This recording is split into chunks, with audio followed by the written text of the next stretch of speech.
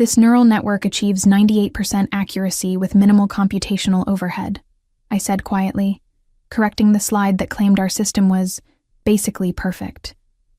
Vincent Lawson, my boss and the chief executive officer of Kestrel Wind Media, shot me a look that could have frozen the entire conference room. The three investors from Bright Ridge Ventures sat across from us, their expressions shifting from polite interest to genuine curiosity as they processed my words. My name is Alice Thompson, and I am 52 years old. For the past 8 years, I have been the Senior Technology Director at Kestrel Wind Media here in Portland, Oregon. I spent 18 months developing the proprietary machine learning system that Vincent was now presenting to potential investors, and watching him oversimplify my work felt like watching someone butcher a masterpiece. The technology was sophisticated, nuanced, and required careful explanation, not the flashy buzzwords Vincent favored.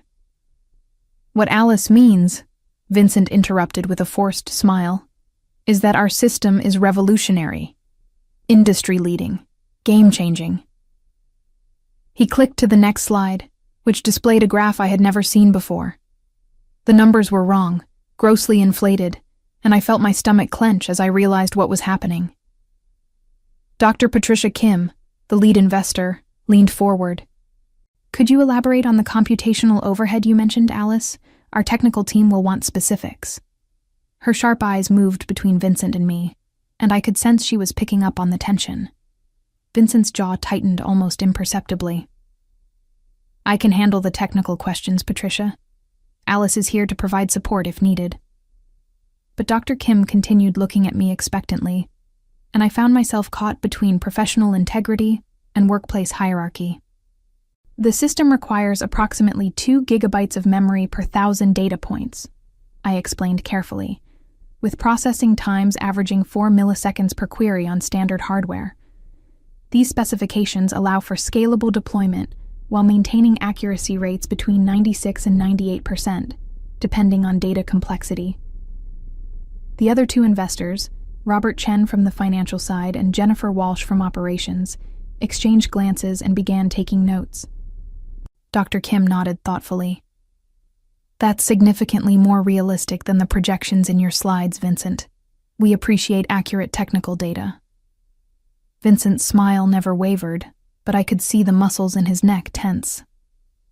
Of course, Alice is very detail-oriented. The way he said it made detail-oriented sound like a character flaw rather than a professional strength. As the meeting continued, I answered 3 more technical questions that Vincent deflected to me, each time providing honest, accurate information that contradicted his oversimplified presentation. By the time we shook hands and the investors left, I knew I was in trouble. The ominous feeling in my chest told me that my honesty today would cost me dearly tomorrow. The next morning arrived gray and drizzling, typical for Portland in November, and I settled into my office at Kestrel Wind Media with my usual cup of coffee and sense of purpose. I had joined the company 8 years ago as a software engineer, fresh from a divorce and looking for a new start in my professional life. The small media technology firm specialized in content management systems, and I had quickly proven my value by streamlining their existing architecture and proposing innovative improvements. Vincent had been different then, more collaborative, more willing to listen to technical expertise. He had promoted me to Senior Technology Director within 3 years, recognizing my contributions to the company's growing reputation. I had developed relationships with our existing clients, understood their needs intimately, and had spent countless late nights perfecting the machine learning system that was now attracting investor attention. My colleagues respected my work. Jennifer Murphy from the marketing team often sought my input on technical specifications for client presentations. David Reeves, our operations manager, regularly consulted with me on implementation timelines and resource allocation. Even the junior developers came to me with questions, knowing I would take time to explain complex concepts thoroughly. But Vincent had changed over the past 2 years. Success had inflated his ego, and he had begun taking credit for innovations he barely understood. The machine learning project had been my initiative from conception to implementation, yet Vincent presented it to the board as his strategic vision. I had documentation proving my authorship, emails, code repositories, design documents. But I had never felt the need to defend my contributions until recently. Yesterday's investor meeting had been months in the making. Brightridge Ventures was known for funding cutting-edge technology companies, and their interest in our machine learning system represented a potential $15 million investment. I had prepared comprehensive technical documentation, realistic timelines, and honest assessments of both capabilities and limitations. Vincent had asked for my materials a week ago, claiming he wanted to review everything thoroughly. Now I understood why he had seemed so confident during the presentation, despite clearly not understanding the technical details. He had memorized selected portions of my documentation, while ignoring the crucial context and limitations I had carefully outlined. The inflated performance claims and impossible timelines he presented could have seriously damaged our credibility if the investors had not asked pointed questions. I worried about the long-term implications of Vincent's approach. Brightridge Ventures was not just any investment firm. They specialized in technology companies and employed their own technical due diligence team. Dr. Patricia Kim held advanced degrees in computer science and had founded 2 successful startups before becoming an investor. She would not be fooled by marketing hyperbole for long. My phone buzzed with a text from my daughter Claire, who lived in Seattle with her 2 children. "Hope your big presentation went well yesterday, Mom. Call me this weekend?" Her message reminded me that I had responsibilities beyond this job, people who depended on my stability and success. Whatever Vincent planned to do about yesterday's meeting, I needed to be prepared to protect not just my career, but my family's financial security. Vincent called me into his office at 10 a.m. sharp, his expression carefully neutral as I sat across from his mahogany desk. The Portland skyline stretched beyond his corner windows, and I could see the morning fog still clinging to the West Hills. His office always felt designed to intimidate. Expensive furniture, awards prominently displayed, and a general atmosphere of corporate power that made visitors feel small. "Alice, we need to discuss what happened yesterday," Vincent began, his voice carrying the measured tone he used when delivering bad news. "I've been thinking about your performance during the investor presentation, and I have some concerns." I kept my expression calm, though my heart rate quickened. I thought the meeting went well. The investors seemed satisfied with the technical information they received. "That's exactly the problem," Vincent said, leaning back in his leather chair. "You undermined my presentation by contradicting the projections I had prepared. When I say our system is revolutionary and game-changing, the last thing I need is someone nitpicking about computational overhead and accuracy percentages. Vincent, those weren't nitpicks. Those were fundamental technical specifications that any serious investor would want to verify.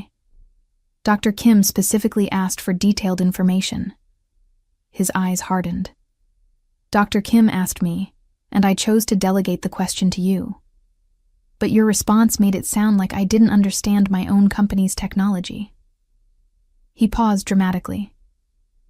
"It made me look incompetent in front of investors who were considering a $15 million commitment." I felt a chill run down my spine. I was trying to provide accurate information. If the investors make decisions based on unrealistic projections, we'll never be able to deliver on their expectations. "That's not your call to make," Vincent snapped, his carefully maintained composure cracking slightly. "I decide what information investors receive and how it's presented. Your job is to support my decisions, not second-guess them in front of potential funders." He opened a folder on his desk and slid a document across to me. "Effective immediately, you're being reassigned to a senior developer position. Your salary will be adjusted accordingly, a reduction of $20,000 per year. You'll report to David Reeves instead of directly to me." The words hit me like a physical blow. After 8 years of building my reputation and expertise at this company, Vincent was demoting me for telling the truth. I stared at the paperwork, seeing my title change from Senior Technology Director to Senior Developer, watching my authority and influence disappear with the stroke of his pen. "This is punishment for providing accurate technical information," I said quietly, struggling to keep my voice steady. "This is a lesson in knowing your place," Vincent replied coldly. You're a talented developer, Alice, but you clearly don't understand the bigger picture of running a technology company. Perhaps this will help you focus on what you do best, writing code and following instructions. I looked up at him, seeing the satisfaction in his eyes, and nodded slowly. You're absolutely right, sir. I clearly misunderstood my role here. My voice was respectful, almost submissive, and I watched Vincent relax slightly as he interpreted my response as acceptance. Good. I'm glad we understand each other. Welcome to your new position. I returned to my office, soon to be my former office, with the demotion paperwork clutched in my trembling hands. The familiar space that had been my professional sanctuary for 8 years suddenly felt foreign and temporary. My computer monitors displayed the machine learning code I had written, thousands of lines of elegant algorithms that represented months of careful development. Vincent wanted me to know my place. I was beginning to understand exactly where that place should be. I spent the morning methodically backing up my files onto external drives, ostensibly to prepare for my move to a smaller office in the development wing. But I was also preserving evidence of my work, every email, every design document, every piece of code that proved my authorship of the technology Vincent was claiming as his strategic vision. If he thought I would quietly disappear into the background, he had seriously underestimated me. Jennifer Murphy knocked on my door around noon, her face reflecting the gossip that had already spread through the office. Alice, I heard about the reassignment. I can't believe Vincent would do this to you, especially after how hard you've worked on the machine learning project. These things happen, I replied carefully, aware that anything I said would likely make its way back to Vincent. I'm looking forward to focusing more on development work. But Jennifer wasn't buying my diplomatic response. Everyone knows that technology is your baby. Half the company comes to you with technical questions instead of going to Vincent. This is completely unfair. After she left, I sat alone with my thoughts and growing anger. Vincent had not just demoted me. He had tried to humiliate me in front of colleagues who respected my expertise. The $20,000 salary reduction was significant, but the loss of credibility and authority felt even more devastating. I was 52 years old, too experienced to be treated like a junior employee who had spoken out of turn. My phone rang at 1:30 p.m., interrupting my brooding. The caller identification showed a number I didn't recognize with a Portland area code. I almost ignored it, assuming it was a sales call, but something made me answer. Hello. Is this Alice Thompson? The voice was crisp and professional, with a slight accent I couldn't immediately place. Yes, this is Alice. Who's calling, please? This is Dr. Patricia Kim from Bright Ridge Ventures. We met yesterday during your company's presentation. I hope you don't mind me calling directly. I obtained your number from your company's website directory. My heart started racing. Of course, Dr. Kim. How can I help you? I wanted to follow up on some of the technical details you provided yesterday. Your explanations were extremely helpful, and I have a few additional questions that I hope you might be able to address. She paused slightly. I also wanted to discuss something else with you, if you have a few minutes for a confidential conversation. The word confidential sent a thrill through me. I have time to talk. Alice, I want to be direct with you. Yesterday's presentation revealed some concerning discrepancies between your technical expertise and Vincent's understanding of the system you've developed. Our due diligence process includes verification of key personnel and their roles in developing the technologies we're considering funding. I chose my words carefully. What kind of verification are you looking for? We need to understand who actually developed this machine learning system. The technical specifications Vincent presented didn't align with the realistic assessments you provided, and frankly, his responses to our follow-up questions suggested a fundamental lack of understanding of his own company's primary innovation. My mouth went dry. I see. Alice, our research indicates that you hold several patents related to machine learning applications in media technology. The algorithms you described yesterday match the methodologies outlined in your published research from 3 years ago. Is it fair to say that you were the primary developer of the system Kestrel Wind Media is offering? The moment of truth had arrived. Vincent had just demoted me for telling investors the facts about my own technology. Now those same investors were asking me directly about my role in developing it. Yes, I said quietly. I designed and implemented the entire system. The machine learning architecture, the optimization algorithms, the user interface, all of it was my work. That's what we suspected. Alice, we need to have a longer conversation about this situation. Would you be available to meet with me privately this afternoon? I met Dr. Patricia Kim at a quiet coffee shop in the Pearl District, far enough from Kestrel Wind Media's offices to avoid running into colleagues. She was waiting at a corner table when I arrived, her silver hair perfectly styled, and her expression both professional and sympathetic. At 60-something, she carried herself with the confidence of someone who had built and sold 2 successful companies before becoming an investor. Alice, thank you for meeting me on such short notice, she said as I sat down with my latte. I wanted to discuss yesterday's presentation away from your office environment. I appreciate you reaching out directly, though I should mention that Vincent reassigned me to a different position this morning. Apparently, I overstepped my bounds during yesterday's meeting. Dr. Kim's eyebrows rose slightly. He demoted you for providing accurate technical information to potential investors. The official reason was failure to support management decisions and undermining the presentation, I replied, trying to keep bitterness out of my voice. Vincent felt that I made him look incompetent by correcting his projections. Alice, I'm going to be completely honest with you. Vincent did look incompetent yesterday, but not because of anything you said.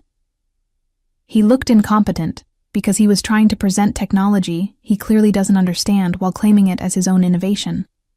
She sipped her espresso and leaned forward. We've been researching this investment for 3 weeks. Your name appears on patents, academic papers, and conference presentations related to this technology. Vincent's name appears on none of them. The validation felt overwhelming. After months of watching Vincent take credit for my work, having a respected investor acknowledge my contributions was both gratifying and vindicating. Our technical due diligence team ran a preliminary analysis of the algorithms you described yesterday, the computational overhead calculations, the accuracy ranges, the scalability limitations. Everything you said aligns perfectly with our independent assessment. Vincent's projections, on the other hand, were wildly optimistic and technically impossible. What does this mean for the investment? I asked. It means we're questioning whether current leadership can effectively scale this innovation. Brightridge Ventures invests in technology companies, not marketing companies. We need to be confident that the people running the business actually understand what they're selling. Dr. Kim pulled out a tablet and showed me a detailed technical report. We had our team analyze the patent filings and published research associated with this technology. Alice, you're not just the developer of this system, you're the inventor. This is your intellectual property being presented as Vincent's strategic vision. The implications hit me like a thunderbolt. Vincent wasn't just taking credit for my recent work. He was trying to build an entire company valuation around technology I had created, while treating me as a replaceable employee. What would you need from me to complete your evaluation? I asked carefully. We need detailed technical documentation, realistic development timelines, and honest assessments of both current capabilities and future potential. We also need to understand the organizational structure that would best support continued innovation in this area. I met her gaze directly. You mean you need to know whether Vincent is essential to the company's success? That's exactly what I mean. Our investment committee meets next Friday to make a final decision. We're prepared to offer $15 million for a 30% stake in Kestrel Wind Media, but only if we're confident in the technical leadership.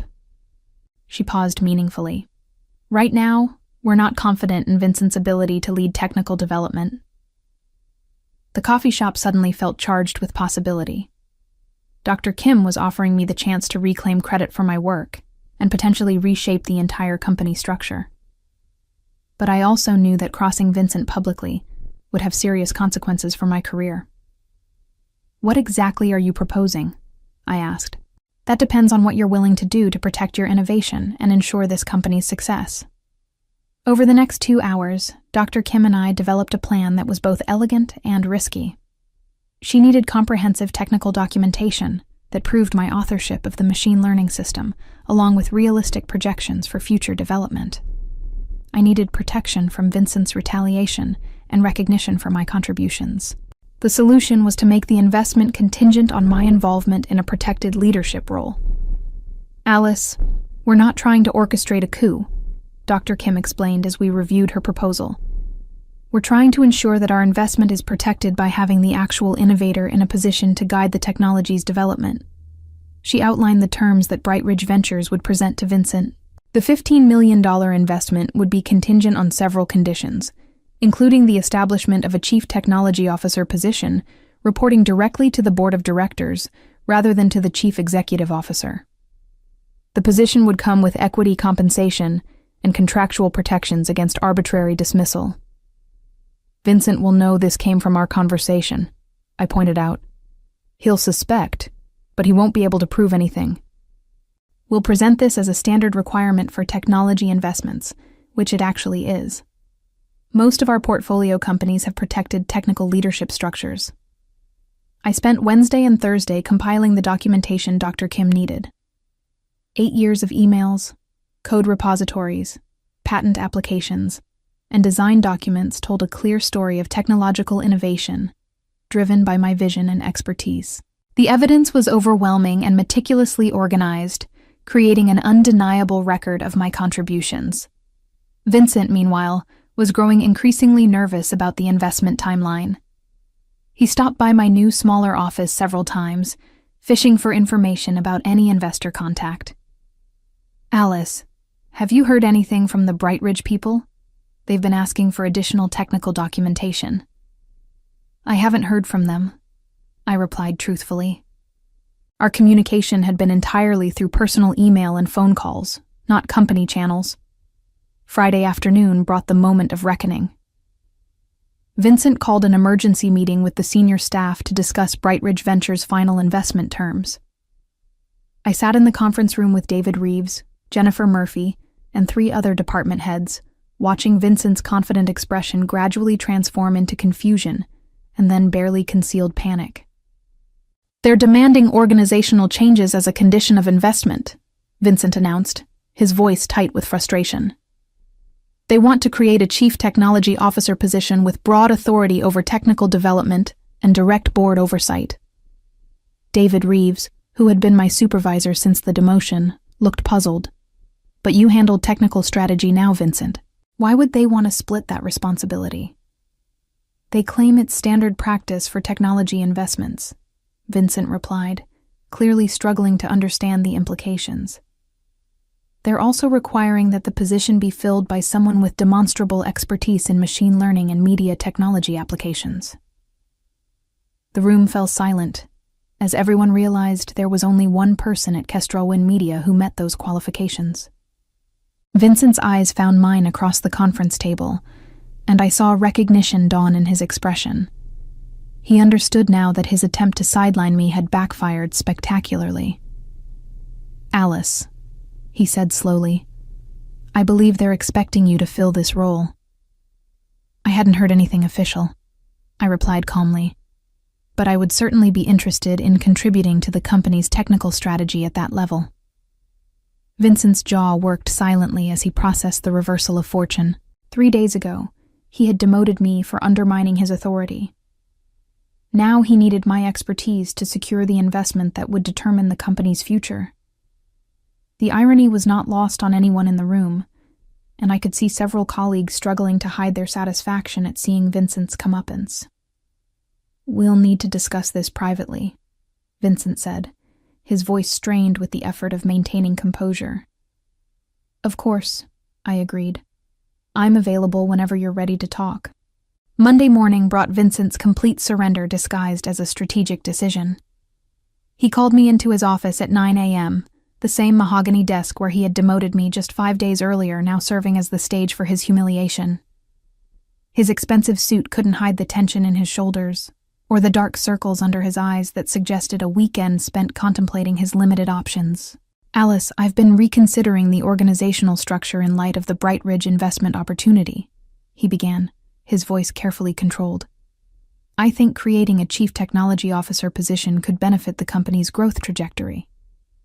I sat across from him with the same calm demeanor I had maintained during my demotion, letting him struggle through his prepared speech while internally savoring every word. The board has approved the position, and I'd like to offer it to you. The role would include equity compensation, a significant salary increase, and direct involvement in strategic planning. He slid a contract across the desk, and I noted that my hands didn't tremble this time as I picked it up. The terms were everything Dr. Kim had negotiated and more. Chief Technology Officer with board oversight, a $40,000 salary increase from my original position, stock options that would make me wealthy if the company succeeded, and ironclad protections against arbitrary dismissal. Vincent had been forced to not just restore my authority, but expand it beyond what I had ever possessed. This is quite generous, I said, scanning the contractual language that made me effectively untouchable. What changed your mind about my role in the company? Vincent's smile looked physically painful. I realized that I may have underestimated your contributions to our technical development. The investors have made it clear that your expertise is crucial to their confidence in our future success. I see. And my previous reassignment?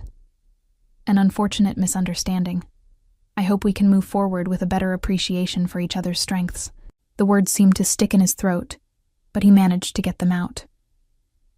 The contract signing took place that afternoon in the main conference room, with the entire senior staff present as witnesses to my restoration and elevation. Vincent's announcement of my promotion to Chief Technology Officer was met with genuine applause from colleagues who had watched my demotion with dismay. Jennifer Murphy beamed at me from across the table, while David Reeves nodded approvingly at what he correctly interpreted as justice being served. Dr. Kim attended via video conference, representing Bright Ridge Ventures' satisfaction with the organizational changes. We're confident that Alice's leadership of technical development will position Kestrelwind Media for sustained innovation and growth, she stated formally, though I caught the hint of a smile in her expression. As I signed the contract that made me Vincent's equal rather than his subordinate, I felt the sweet satisfaction of a plan executed flawlessly.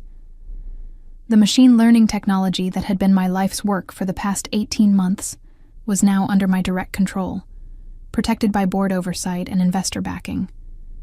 Vincent could no longer take credit for innovations he didn't understand or dismiss expertise he couldn't match. But the real victory went beyond title and salary.